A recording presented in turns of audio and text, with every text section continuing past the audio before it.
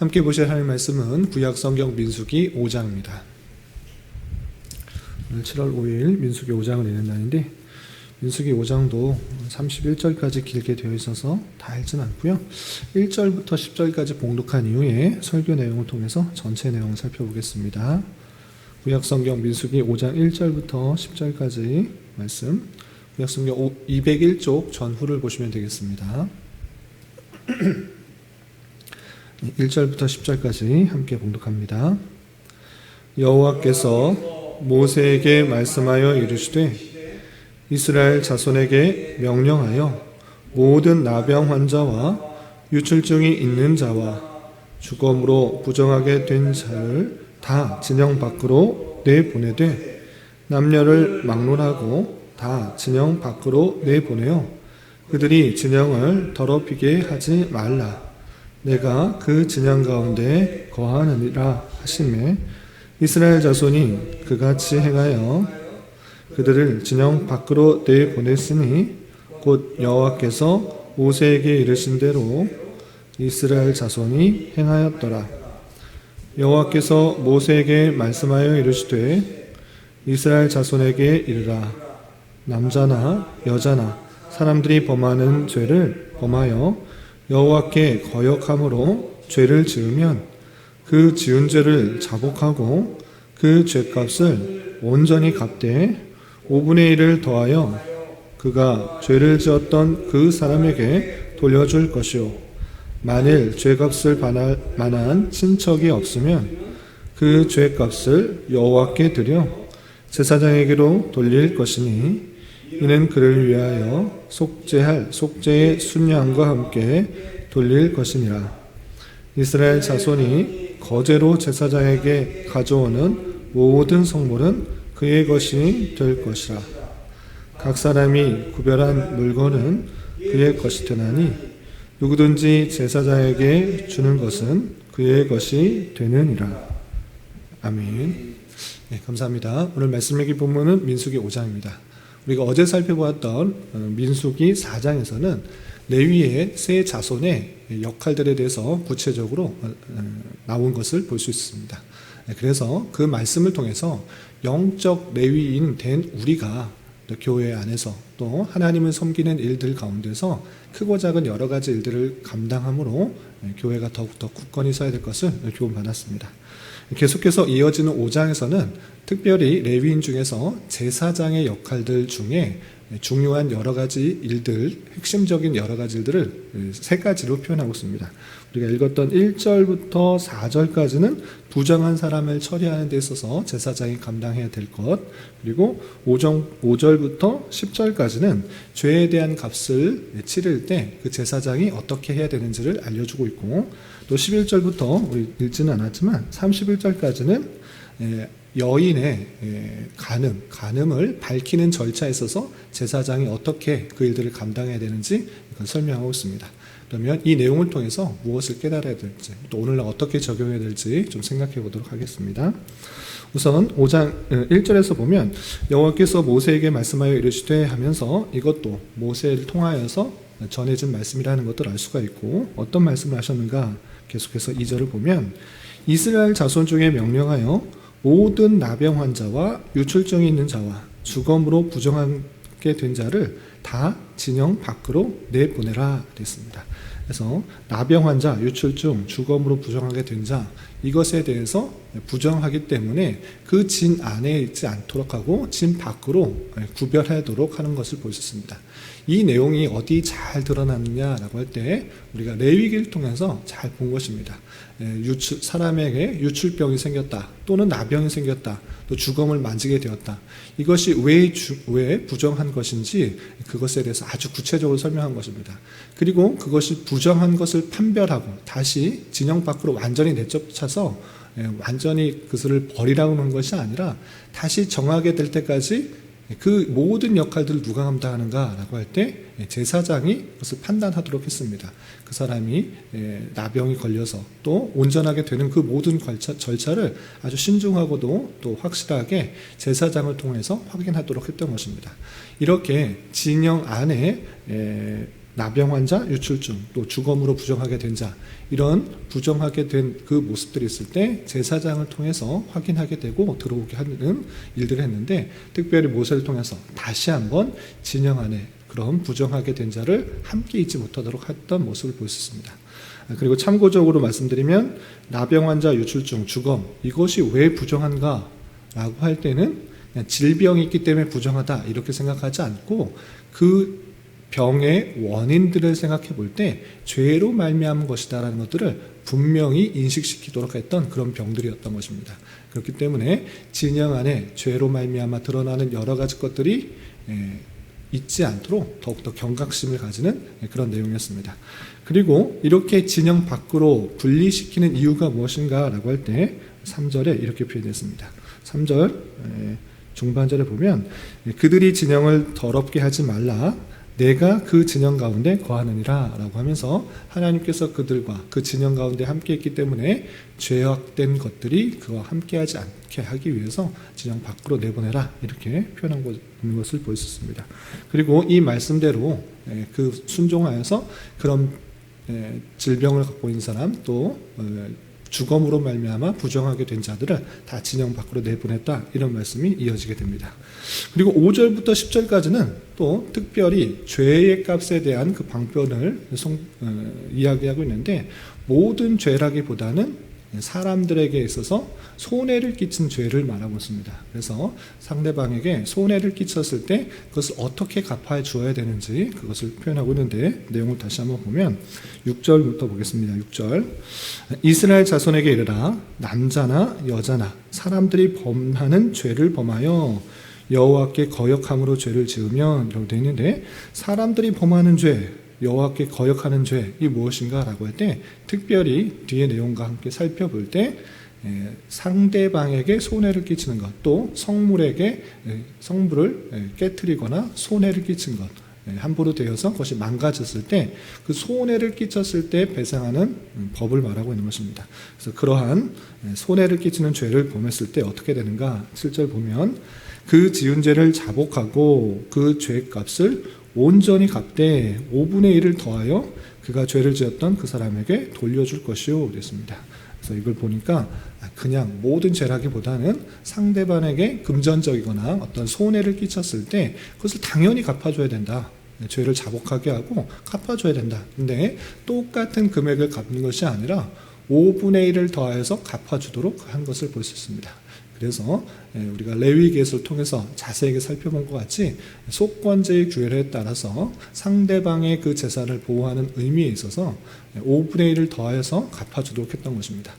그런데 그것을 갚아줄 사람들, 그 사람이 마땅치 않았을 경우는 어떻게 하는가 라고 할 때 8절에 이렇게 표현했습니다. 8절 보면 만일 죄의 값을 받을 만한 친척이 없으면 그 죄의 값을 여호와께 드려 제사장에게 돌릴 것이니, 이는 그를 위하여 속죄할 속죄의 순양과 함께 돌릴 것이니라 라고 하면서, 그 친척이 받을 만한, 배상할 만한 사람이 없다라고 할 때는 그것을 주지 말라 이렇게 한 것이 아니라 제사장에 갖고 와라 했습니다. 그래서 제사장의 임무로서 그것을 판단하는 데 있어서 상대방에 갚아줄 사람, 친척, 가까운 사람이 없다라고 할 때 제사장이 받도록 했습니다. 그래서 그 배상의 책임들을 분명히 지도록 하는 그 모습을 볼 수가 있는 것입니다.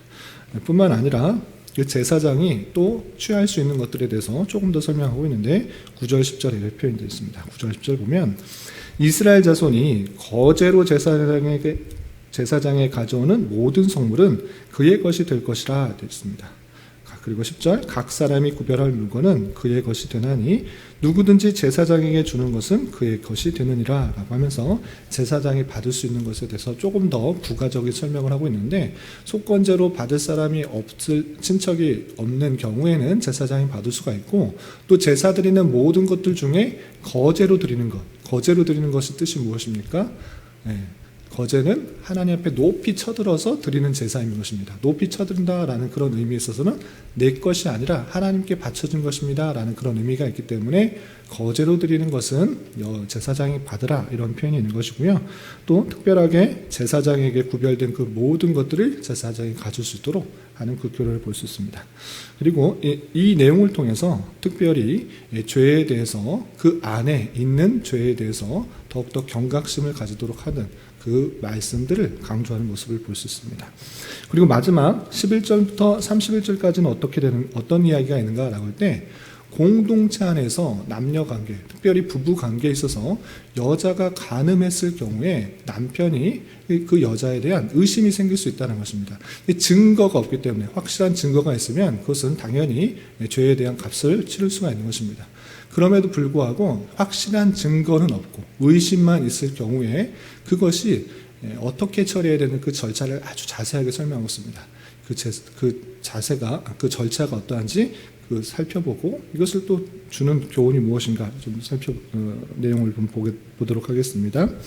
우선 어떤 경우가 있는가라고 할 때 12절부터 14절까지 이런 경우가 있다라는 가정을 이렇게 표현하고 있습니다. 12절 보면 이스라엘 자손에게 말하여 그들에게 이르라 만일 어떤 사람의 아내가 탈선하여 남편에게 신의를 저버렸고 한 남자가 그 여자와 동침하였으나 그의 남편의 눈에 숨겨 드러나지 아니하였고 그 여자의 더러워진 일에 증인도 없고 그가 잡히지도 아니하였어도 그 남편이 의심이 생겨 그 아내를 의심하였는데 그 아내가 더럽혀졌거나 또는 그 남편이 의심이 생겨 아내를 의심하였으나 그 아내가 더럽혀지지 아니하였든지라는 그런 일이 생긴 것입니다. 말씀드린 것처럼 아내가 그런 다른 남자와 그런 간음을 했을 경우에 물적적인 증거들이 전혀 드러나지 않았을 때 그 남편이 의심하게 됐을 경우는 어떻게 되는가? 의심을 확인하도록 그냥 의심을 계속적으로 갖고 있지 않고 그 여자가 정말 정결한지 아니면 간음을 했는지 확인할 수 있는 그 절차를 알려준 것입니다. 어떻게 하는가? 첫 번째 15절 남편이 하는 행동입니다. 15절 보면 그의 아내를 데리고 제사장에게로 가서 그를 위하여 보리가루 10분의 1 에바를 헌물로 드리되 그것에 기름도 붓지 말고 유향도 두지 말라. 이는 의심의 소재요 죄악을 기억하게 하는 기억의 소재라 라고 하면서 남편은 우선 아내와 소재물을 가지고 갑니다. 소재물은 많은 것이 아니라 가장 적은 것 보리가루 10분의 1 에바 약 2.3리터 정도에 되는 양의 보리가루 아주 고운 가루도 아니고 그냥 보리가루를 가지고 제사장에 갑니다. 그리고 향유도 붓지 말고 기름도 붓지 말라라고 하고 있는데 그것은 다른 피해 제사와 같이 드려지지 않기 때문에 의심의 소재는 자신의 헌신을 강조하는 그런 제사 중에 하나인데 헌신과 또 다짐과 또 감사 이럴 때도 드리지만 의심할 때도 소재를 드리도록 한 것입니다. 그래서 헌물과 아내를 가지고 제사장을 앞으로 갑니다. 그렇다면 여인은 어떻게 되는가? 그 제사장 앞에서 여인의 행동이 16절부터 18절까지 이렇게 되어 있습니다. 16절 보시면 제사장은 그 여인을 가까이 오게 하여 여호와 앞에 세우고 토기에 거룩한 물을 담고 성막 바닥에 티끌을 취하여 물에 넣고 여인을 여호와 앞에 세우고 그의 머리를 풀게 하고 기억나게 하는 소재의 물 곧 의심의 소재물을 그의 두 손에 두고 제사장은 저주가 되게 할 쓴물을 자기 손에 들고 제사장이 여인에게 시키는 것인데 제사장이 여인을 가까이 오게 합니다. 그리고 어떻게 하는가? 제사장은 토기에 물을 담습니다. 물은 그냥 물은 아니고 거룩한 물을 담느라 되겠습니다. 거룩한 물이 어디 있는가라고 할 때 그 성막 앞에 물두멍이 있습니다. 물두멍은 제사장이 자신의 손을 씻는 거룩한 물로 해서 그 물이 있는 것입니다.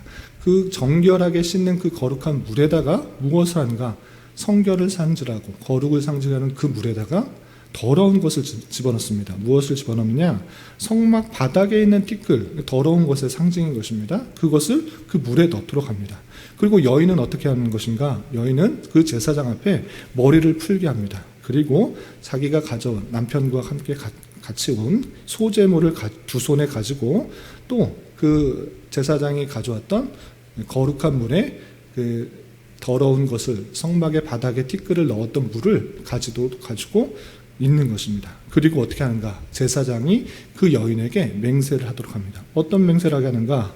19절을 보면 여인에게 맹세하게 하여 그에게 이르기를 내가 내 남편을 두고 탈선하여 다른 남자와 동침하여 더럽힌 일이 없으면 저주가 되게 하는 이 쓴물의 해독을 면하리라 하면서 어떤 맹세를 하는가? 계속해서 보면 20절 내가 남편을 두고 탈선하여 몸을 더럽혀서 내 남편과 아닌 사람과 동침하였으면 21절 가로 지날 보면 여호와께서 내 넓적다리가 마르고 내 배가 부어서 내가 내 백성 중에 저주거리 맹세거리가 되게 하실지라 라고 말하도록 한 것입니다. 소재물과 그 거룩한 물에다가 티끌을 넣은 물, 쓴 물이 되는데 이 쓴 물을 가지고 이것을 먹었을 때 하나님의 저주가 임할 것이다 라고 맹세하도록 하는 것입니다. 내가 정하다고 하면 이것을 먹었을 때 아무런 탈이 없을 것이다. 그러나 하나님께서 이렇게 맹세했음에도 불구하고 이것을 먹었을 때 배가 붓고 넓적다리가 마르고 백성 중에 저주거리가 될 것이다. 맹세거리가 되게 될 것이다 라고 맹세하도록 한 것입니다. 그렇게 하고 나서 아멘이라고 말하라. 그렇게 될 줄 믿습니다라고 아멘 아멘 하도록 한 것입니다. 그래서 22절 계속해서 보면 이 저주가 되게 하는 이 물이 내 창자에 들어가서 내 배를 붓게 하고 내 널쩍다리를 마르게 하리라 할 것이요 여인은 아멘 아멘이라고 그것에 맹세하도록 한 것입니다. 그래서 그 절차를 쭉 진행하게 하고 맹세를 한 이후에 어떻게 하는가? 23절 제사장이 저주의 말을 그 말을 그대로 쓴 것을 두루마리에 써서 그 글자를 쓴 그 물에 빨아 넣도록 합니다. 그 고백했던 그 맹세의 말을 그 두루마리에 썼다가 그 쓴 물에 빨도록 해서 그 맹세가 그 물에 있다라는 것들을 하고 그 맹세했던 것을 먹었을 때 정말 탈이 나거나 속에 배가 탈이 나거나 넓적다리가 부거나 이렇게 이상 증세가 있었을 경우에는 여자가 가늠한 것으로 판단하고 아무런 일이 없다라고 했을 때는 부정하지 않고 올바르게 됐다라는 그 절차를 쭉 설명하고 있는 것입니다. 이렇게 여인의 의심하게 됐을 경우에 오직 하나님 앞에 맹세하고 그것이 하나님 앞에서 그 결정들이 맹세했을 그 결정들이 정당하다고 하면 아무런 탈이 없는 것이고 또 탈이 난다고 하면 그것은 실제로 가늠한 것이기 때문에 그것은 그 법에 따라 처리할 수 있도록 하는 것을 볼 수 있습니다. 이런 말씀들 세 가지 경우를 들어주고 있는데 여기서 중요한 것은 무엇인가라고 할 때 백성들 안에 죄가 들어오는 것을 무척이나 싫어하는 그 모습을 볼 수 있는 것입니다. 하나님께서 진 안에 계심으로 말미암아 여러 가지 죄악들이 들어오지 않도록 분리하실 뿐만 아니라 또 죄가 들어왔을 경우에 어떻게 처리해야 되는지를 자세하고도 구체적으로 설명하고 있는 그 모습을 볼 수 있습니다. 이것을 통해 우리가 생각해야 되는 것이 무엇인가라고 할 때는 주님께서 우리와 함께 하시기 때문에 죄악들에 대해서 더욱더 경각심을 가지고 또 거룩과 성결을 지켜나가기에 힘써야 된다라는 것들을 우리는 교훈받아야 되는 것입니다. 구체적인 사항들은 더 레위기에 잘 나오고 있습니다. 그러나 간단하게 너희들이 유출병, 나병, 주검 있는 사람들 집 밖으로 나가라. 그리고 어떤 사람들에게 손해를 끼치는 죄를 범했을 때 그것에 대해서 배상하게 하고 또 죄 값을 따라 제사장에게 드리라 라고 하는 그 말씀들, 그리고 여인에 대해서 죄가 있는 것에 대해서 확인하는 그 절차를 보여주면서 공동체 안에 죄악이 들어오지 않도록 더욱더 올바르게 살도록 강조하는 모습을 볼 수 있는 것입니다. 이것이 아주 중요한 것인데 그것을 통해 무엇을 깨달아야 되는가라고 할 때 개인뿐만 아니라 그 공동체 안에 죄악들이 들어오지 않도록 더욱더 힘써야 된다는 것입니다. 개인도 물론 죄를 짓지 않아야 되지만 그 진 안에 죄악들이 들어와서 머물지 않도록 더욱더 힘쓰는 그 모습들을 강조하고 있는 것입니다. 왜 그렇습니까? 주님께서 진 안에 계시기 때문에, 진영 안에 거하시기 때문에 그렇게 하지 않도록 더욱더 강조하고 있는 것입니다. 그렇기 때문에 오늘날 이 말씀을 받아들여서 우리는 어떠한 삶을 살아야 되는가? 주님께서 내 안에 계심으로 나도 올바른 삶을 살아가야 될 뿐만 아니라 우리 교회 공동체 안에 죄악들이 들어오지 않도록 더욱더 관심 가지고 힘써야 된다는 것입니다. 그렇다면 공동체 안에 죄악이 들어오는 것을 어떻게 막을 수 있습니까? 사람이 혼자 힘을 써서 아니면 어떤 한 사람이 그것을 결정할 수 있는 것입니까? 그렇지 않고 장로교회 안에서는 특별히 권징이라는 제도를 당회를 통해서 이루어지게 함으로 말미암아 교회의 거룩성과 순결성을 지켜나간다라는 것입니다. 이것들이 드러나지 않을 때, 교회의 권징이 드러나지 않을 때 거룩성과 순결성을 지켜나갈 수가 없는 것입니다. 많은 사람들이 죄를 짓고 또 잘못한 것을 있을 때 목사 한 사람이 판단하고 정죄할 수가 없는 것입니다. 그렇게 될 경우는 많은 경우 목사의 연약함과 또 죄악들로 말미암아 잘못된 길로 갈 수 있기 때문에 장로교회 안에서 특별히 예수님께서 주신 그 말씀에 근거하여서 천국 열쇠권은 그 회 너희에게 주었다라는 그 자세를 우리가 받는 것입니다. 그래서 교회 공동체의 거룩과 성결 그리고 잘못된 것을 바로잡는 데 있어서는 당회라는 그 장로들의 모임, 그 모임들이 아주 중요한 역할을 하는 것입니다. 주님께서 그 공동체를 더욱더 거룩과 순결과 정결로 이끌어 나가기 위해서 죄악을 멀리하게 하셨던 것처럼 우리 공동체도 더욱더 그렇게 올바른 권징을 시행할 수 있도록 당회가 구성될 수 있도록 더욱더 힘써야 되는 것입니다. 아직 교회가 개척한 지가 얼마 되지 않아서 성도수가 많지 않기 때문에 당회가 구성될 수 되지 않는 그런 요소들이 있지만 하루빨리 그런 것들이 잘 구성될 수 있도록 그 교회의 체제를 갖춰 나가는 것이 급선무다 알 수 있는 것입니다. 그래서 한 사람에 의해서 그냥 모든 것들이 결정되고 또 권징이 시행되는 그런 절차가 올바르지 않기 때문에 그런 것들이 올바로 시행될 수 있도록 더욱더 당회의 필요성을 가지고 더욱더 힘써 당회가 세워질 수 있도록 노력해야 될 것입니다. 그리고 다시 한번 더 강조하는 것은 내가 그 진영 가운데 거하느니라 라고 모세에게 말씀해 주셨던 것처럼 우리 교회 안에 또 내 자신 안에 주님께서 함께 거하시는 줄 알아. 주님께서 그 죄악들을 싫어하시는 줄 알고 내 자신에 있어서도 여러 가지 죄악들에 대해서 멀리할 수 있는 또 단절할 수 있는 그런 일들을 힘써 나가야 될 것입니다. 이런 교훈에 따라 오늘 하루 남은 한평생 힘있게 살아갈 수 있는 저와 여러분이 되시기를 주님의 이름으로 부탁을 드립니다. 기도하겠습니다. 하나님 아버지 감사합니다. 오늘 말씀을 통하여 부정한 자를 격리하는 방법과 죄를 지은 자에 대한 배상과 또 의심법에 대한 절차를 살펴보았습니다.